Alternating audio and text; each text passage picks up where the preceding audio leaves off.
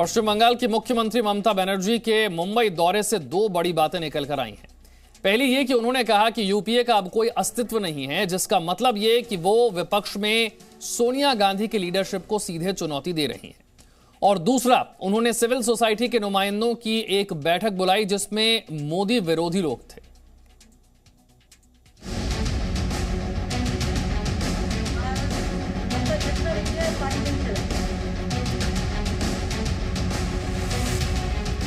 क्या ममता बनर्जी अब मोदी के खिलाफ विपक्ष का सबसे बड़ा चेहरा बन चुकी हैं?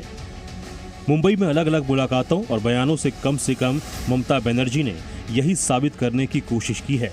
ममता बनर्जी ने यूपीए को खारिज करके विपक्ष का नया मोर्चा बनाने का ऐलान कर दिया है। एक ऑल्टरनेटिव स्ट्रॉन्ग होना चाहिए जो लड़ाई करते हैं। अगर कोई लड़ते नहीं है तो हम क्या करें? हम चाहते हैं कि सबको लड़ाई करना है, लेकिन में रह के क्या यूपीए? अभी यूपीए नहीं है। यूपीए क्या है? तैयार करेगा बैठ के। ममता बनर्जी ने मुंबई में एनसीपी प्रमुख शरद पवार से मुलाकात की। खास बात यह है कि शरद पवार ने बीजेपी के खिलाफ मंच की बात की, वो भी तब जब महाराष्ट्र में शरद पवार की पार्टी कांग्रेस और शिवसेना के साथ मिलकर सरकार चला रही है। यानी कांग्रेस को दूर रखकर पीएम मोदी के खिलाफ नए मोर्चे की बात हुई।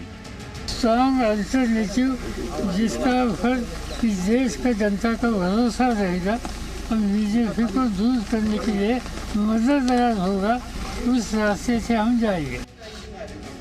ममता बनर्जी ने कल मुंबई में सिविल सोसाइटी के नुमाइंदों के साथ भी एक बैठक की जिसमें मोदी विरोधी लोग थे और उन्होंने ममता बनर्जी को अगले प्रधानमंत्री के तौर पर प्रोजेक्ट करने की कोशिश की। इस बैठक में नेताओं से लेकर अभिनेता, फिल्मकार, लेखक और सामाजिक कार्यकर्ता शामिल हुए थे। We don't have time. I would just like to give you my compliments and say, I think we are ready for a female Prime Minister, ma'am. तो क्या अगले लोकसभा चुनाव में ममता बनर्जी प्रधानमंत्री पद की दावेदार भी बनेंगी? अगर ऐसा हुआ तो अगला चुनाव मोदी वर्सेस ममता के नाम पर लड़ा जाएगा। मतलब ये कि अब तक बीजेपी के खिलाफ विपक्ष में यूपीए ही थी, लेकिन अब ये गठबंधन अनौपचारिक रूप से टूट गया है और तृणमूल कांग्रेस ने इसमें सेंध लगा दी है। वो टीएमसी जो पहले यूपीए का ही हिस्सा होती थी। ब्यूरो रिपोर्ट, जी मीडिया। ममता बनर्जी और शरद पवार की करीबी पर अलग अलग प्रतिक्रियाएं आ रही हैं। इस मुलाकात पर कांग्रेस के अंदर से दो तरह के बयान आ रहे हैं। एक खेमा सोनिया गांधी के समर्थकों का है तो दूसरा खेमा कांग्रेस नेतृत्व से निराश है। यानी सभी की अपनी अपनी प्राथमिकताएं हैं, सभी का अपना अपना स्वार्थ है।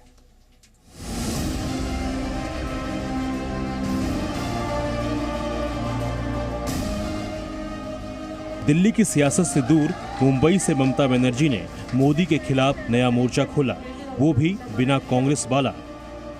ममता की इस पहल का अंजाम भले ही जो भी हो, उन्होंने ये जरूर बता दिया कि विपक्ष का मतलब अब कांग्रेस का नेतृत्व नहीं है और दीदी की यही बात कांग्रेस को चुभ रही है। यूपीए क्या है ये ममता बनर्जी को पता नहीं है क्या? पता नहीं।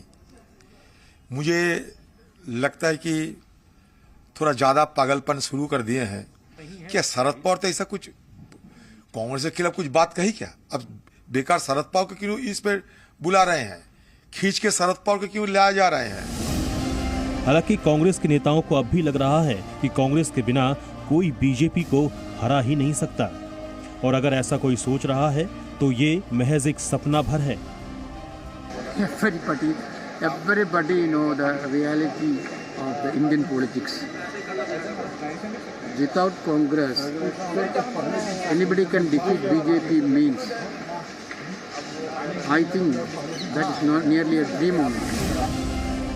वहीं कांग्रेस के G23 के नेता गुलाम नबी आजाद ने ममता बनर्जी के मोर्चे के मनोबल को बढ़ाने वाला बयान दिया है।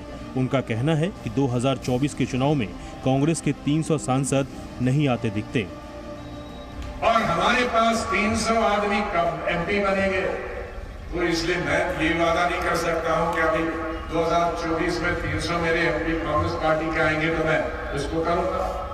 अल्लाह अल्लाह खैर सलाह, अल्लाह करे कि 300 आए, लेकिन मुझे अभी तो नहीं दिखता।